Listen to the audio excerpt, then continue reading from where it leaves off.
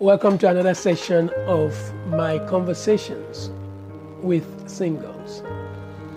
Today, I want to consider partner choices in terms of its application with faith.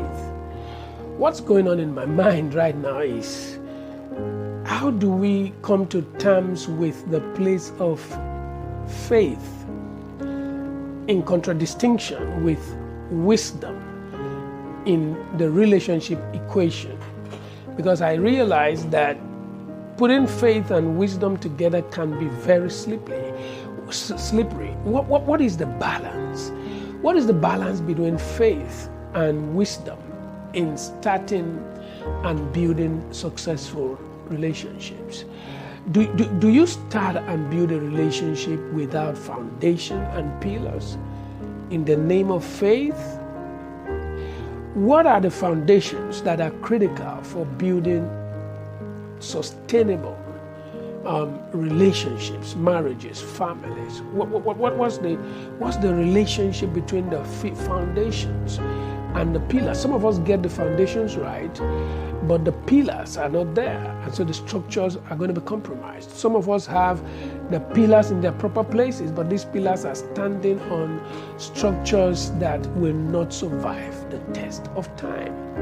The challenge we have is that a lot of us have an imbalance in where and how we place faith and where and how we place wisdom. I give you a few illustrations that can convey what is going on in my mind because of the need to checkmate and make sure we get it right from the onset. For example, somebody shows up with a surprise proposal. You've been believing God for a life partner. You have thought that at certain age you should get married. Now you are 5 years, 10 years behind schedule, so you think. And so then this dude just shows up. You guys have been talking from a distance. You guys have been connecting. You met at the workplace, you met in church, you are in the same department, but you're not dating, you're not in courtship, you're not friends, you're not connected, you're not necessarily having a relationship going. But this guy shows up with a surprise proposal.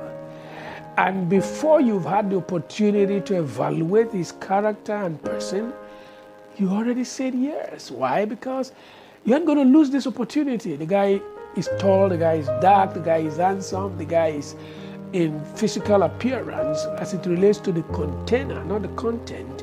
He carries all the exhibits that portray and represent every girl's dream. And so, are you going to embarrass him by saying no? Like, can we talk some more? Are you going to say yes? And here you are, you just decided, okay, by faith, let me say yes and see how things go. Is that faith? If that is faith, how do you juxtapose faith and wisdom in making decisions that are very sensitive? Because relationship decisions are very sensitive. They will define how you end. They will change the narrative for everything. As soon as you make a relationship decision, as soon as you make a choice, you have made that decision whether to fail or to succeed. You cannot divorce the choice of a life partner from the choice of success in life. They are together. They are one and the same.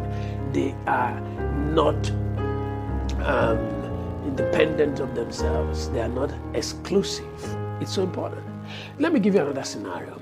Let's say someone shows up and then you're not sure, you're not able to make up your mind what direction to take. And so you ask a prophet. You literally write names of people and give to a prophet, and you're asking the prophet to pray and to choose one of them for you. Then the person now proposes because the prophet has said, yes, go and take Mr. B. Then the person proposes to you and you accept hook, line, and sinker without even the opportunity to evaluate his person, his character, his tendencies, and his idiosyncrasies.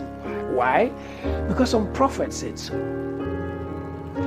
Is that a journey of faith or what it is? Because until we come to that place where we have proper definitions of religious and dogmatic terminologies, we might, the problem with being on a journey on the wrong route.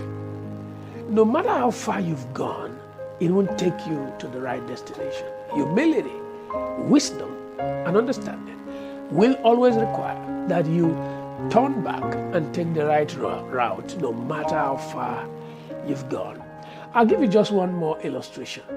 Let's say somebody else whom you respect, whom you think knows what is right, what is wrong, is experienced. Maybe it's a mentor, maybe it's your pastor, maybe it's your father, maybe it's somebody you look up to, a role model, recommends a person to you.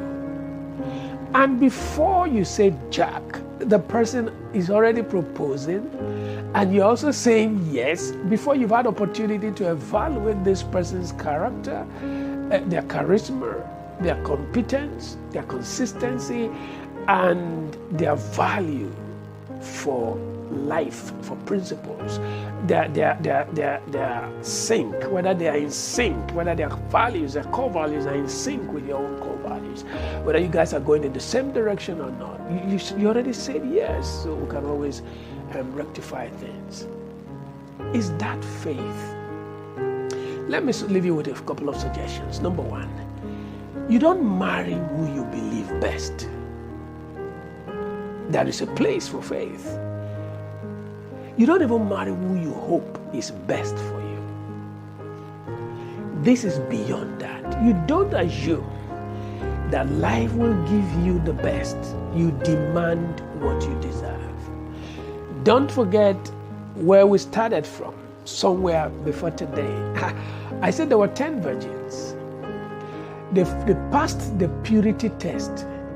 I also think they passed the faith test, because for them to journey to that place where they had kept themselves as virgins, they have taken that journey, that risk, to travel to that place, to wait for the bridegroom to come. That is faith. They passed the faith test, to stay all night, to even wait for the groom, and then the groom has come. Now they are rushing to go and get themselves oil because they ran out of oil. They passed the purity test, they passed the faith test, but they failed the wisdom test. The Bible says they were virgins, but they were foolish. They were virgins, they were pure, but they were foolish. For example, the Bible says in its clearest terms, do not despise prophesying, but prove all things. So the Bible doesn't want you to ignore what a prophet told you. It doesn't want you to ignore what somebody that you respect recommended to you. It doesn't want you to ignore anything. It just wants you to say, don't despise prophecy, but prove all things. Excuse me. Proving all things is a wisdom test. Because at the end of the day, faith will never replace your need to use your brain. It will never replace your need to use simple logic. It will never replace your need to analytically determine what your best choice is. This is so profound. God told the daughters of Zelophehad, let them marry whom they think best. Use your brains. Those Zelophehad's daughters did not get that response except as a feedback from quality question that they asked. You must ask intelligent questions, because the quality of questions you ask in the people in your life will define the quality of response that you get.